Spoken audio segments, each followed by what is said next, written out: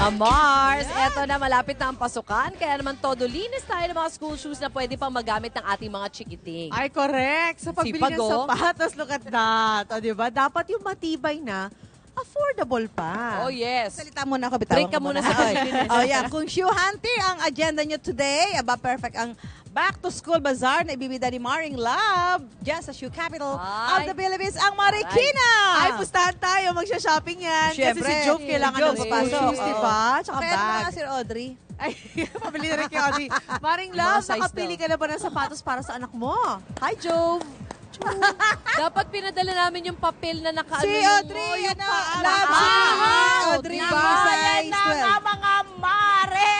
Ay nako talaga namang hihimatayin kayo. Hindi sa bigat ng presyo kundi sa mura. At syempre pa may quality ang mga sapatos. Alam naman natin yan mga kapuso. Pag Marikina made po ang inyong mga sapatos, may kalidad at sigurado tayong mura din po mga kapuso. Sabi nga nila, hashtag support local. Look at that, mga kapuso. At eto nga, balik po tayo rito sa mga nagtatanong dyan ng mga nanay at mga nagbabudget. Nako, eto naman, alam natin na yung sapatos, ang isa po sa pinakakailangan kapag po nagpapasok ka ng ating mga anak. At tuwing Mayo nga, nako, merong shoe bazaar ang lungsod na Marikina para sa mga naghahanap ng matibay at syempre pasok sa budget ng mga sapatos na pang-skwela. Ngayon naman po mga kapuso, swerte tayo dahil meron po silang 46 manufacturers at sumali po yan sila dito sa shoe bazaar na to. At hindi lang yan, meron din pong bags para po sa ating mga kapuso.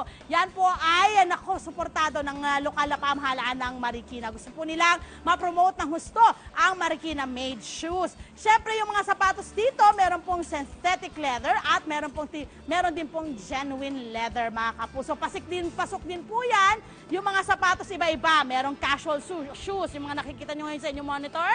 At meron din po mga sapatos na may mga sintas, may mga slip-ons, iba't ibang klase sandals, lahat po ng variety ay pwede nyo pong pagpilian, meron po dito. O, sa mga nagtatanong sa presyo, alam ko, eto na, lista na! Nako, yung mga pambata nating sapatos, ang range po ng price na ay 350 hanggang 600 pesos. High school to college student na panglalaki at pambabae, ang range po niya ng price ay 400 pesos hanggang 1,000 pesos pataas. Doll shoes po natin ay 200 pesos hanggang 500. Casual shoes, 500 pesos hanggang 1,000. Casual shoes pa ng iba pang, depende po sa size ha. At syempre kung synthetic or genuine, meron din pong 500 hanggang 1,000 at merong sandals na 150 pataas mga kapuso. Ayan. At ngayong umagang ito, naku, eto na.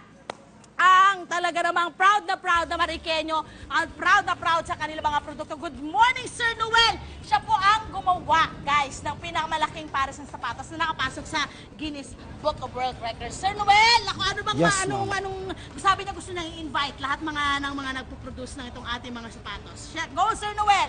Okay, so dito, yung aming ginagawang bazaar yearly, libre po itong binibigyan ng aming lokal na pamahalaan sa panguna po ng aming mahal na mayor na si Mayor Marcy. No, ganun din po, meron din po kami ini-offer para sa mga bagong mga gusto magtayo ng sapatusan at saka gumagawa ng bag, na libre po din yon, yung lisensya po para sa BPLO. Okay. At babayaran lang po nila yung mga regulatory fees lang po. Okay, next naman syempre mga kapuso, eto na, dahil ikaw ang expert pagdating sa sapatos, ano mga kailangang tandaan ng mga nanay o ng mga gustong bumili ng sapatos? Tip lang po para to sa ating mga kababayan. Pag bibili po kayo ng sapatos, lalo na po pagka sa mga pambata, dapat po mahalaga, wag po kayong bibili ng mga pointed. Kasi masisira po yung paa ng bata, dapat broad. No? At the same time, dapat po yung pong mga sapatos na bibilin, dapat po leather. Kasi para po breathable, pag ako kasi synthetic, medyo mainit. Yes. Pero Papawisan. Oo. Pero pagka halimbawa, kulang sa budget, talagang ganon, synthetic ang binibili. No? Pero matibay pa rin. Matibay pa rin. No? Siguro maglagay na lang kayo ng powder, guys. Siyempre kung talagang wala sa budget, yung powder mas murang-mura. Ayan. Halimbawa, tulad ngayon, malapit yung tag-ulan. Yun nga, ang gusto kong sabihin. So, pagka halimbawa nabasa ng ulan yung sapatos, ang gawin nyo lang, hugasan, punasan, tapos lagyan ng konting downy. magsabi ka ng ano, naku, Ay, sorry. papayag ka rin. Hindi, Anyways, conditioner, yung mga fabric conditioner, para po doon sa okay. sa ma-preserve yung ating leather. Okay. Yun pala yun. And then ma'am, pagka nalagyan na, Putek. Putek. Ito yung mga ano dyan eh. Naputikan, Okay. nabaha, lalo na yung mga tumatang sa baba, mabaho, yung mga, so paano, yung amoy, paano tatanggalin?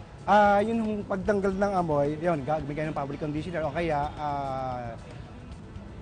tapos lalagyan niyo po Kaya mo nun. yung Sir Noel? And then pagkatapos po nun, pagka wala kayong tinatawag na powder, so dapat lagyan ng uling para yung odor i-absorb niya. Okay? Pwede rin actually petroleum jelly, guys. Alam niyo na, Ayan. DIY tips. Nanay eh. Maraming salamat, Yes. Sir Noel. Pasensya ka na. Okay. Doon, pinumpart ka namin napakaraming mga questions. At syempre, maraming salamat sa mga tips mo. Ayan, mga kapuso, mga mommies out there. Alam niyo na yung gagawin nyo. Alam niyo na yung pupuntahan. Dito lang po yan sa Freedom Park, no? Dito sa may likuran lang po yan ng City Hall. So, madali pong hanapin itong lugar na ito. Tandaan niyo po, suportahan natin ang mga Pinoy-made products natin. Para din po yan sa atin, mga kapuso. Mamaya, ibibida naman po namin sa inyo ang mga bags! Susan, eto na nga mga kapuso, kung kanina ibinida po namin sa inyo ang magaganda at matitibay na sapatos sa Marikina. This time naman ako, eto naman mga bag na sigurado po ako, kailangan din po para sa mga estudyante nating papasok ngayong pasukan mga kapuso. At syempre pa, pagdating din po sa kalidad, hindi rin po magpapahuli itong ating mga bag dito sa Marikina mga kapuso. Nako, eto na, doon po sa ating mga naghahanap, gusto nila may mga disenyo at may mga uso, meron din po sila rito mga kapuso. Okay, sa mga backpack muna tayo. Ang range ng prices po niyan mga kapuso ay 350 pesos hanggang 1,200 pesos. Ito po yan mga kapuso. Yan po ay gawa sa fabric at meron din pong leather. Ang mga sling and shoulder bags naman mga kapuso, yan naman po ay, naku napakamura, 150 pesos hanggang 1,000 pesos po yan. Kung gusto niyo po na marami talaga kayong gamit, mga duffel bags naman, yan po ay 600 pesos hanggang 650.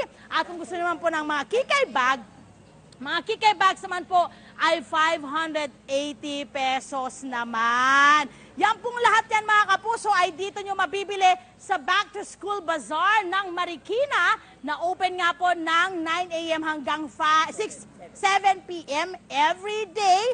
Mula po, nag-umpisa po sila noong May 12 at matatapos po ng June 11 mga kapuso. Again, hashtag support local. Kaya naman mga kapuso, ano pang hinihintay nyo?